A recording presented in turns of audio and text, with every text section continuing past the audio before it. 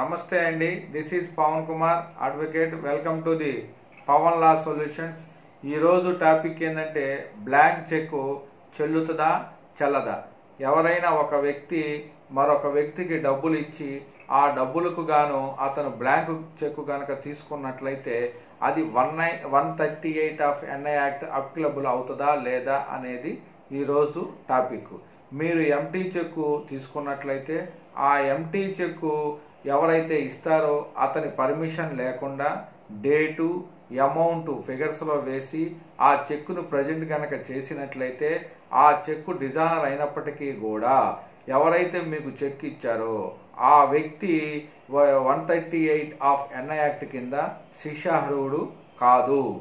అట్లానే మీరు blank cheque తీసుకొని ఆ వ్యక్తి సంబంధం లేకుండా ఆ వ్యక్తి యొక్క పర్మిషన్ లేకుండా మీరు డేటు అట్లానే అమౌంట్ ఫిగర్స్లో వేశారు కాబట్టి అది మెటీరియల్ ఆల్టరేషన్ కిందకి వస్తుంది.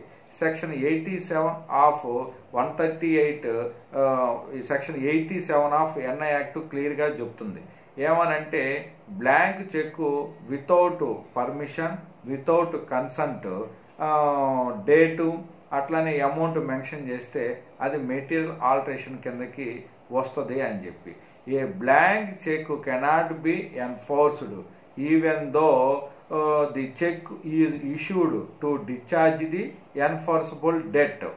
బ్లాంక్ చెక్ మీకు మీ అమౌంట్ని డిశ్చార్జ్ చేయడానికి ఇచ్చినప్పటికీ కూడా అది 138 ఆఫ్ ఎన్ఐ యాక్ట్ కింద చెల్లదు. ఏపీ హైకోర్టు జడ్జిమెంట్లో క్లియర్గా మెటీరియల్ ఆల్టరేషన్ 87 గురించి క్లియర్గా చెప్పటం జరిగింది.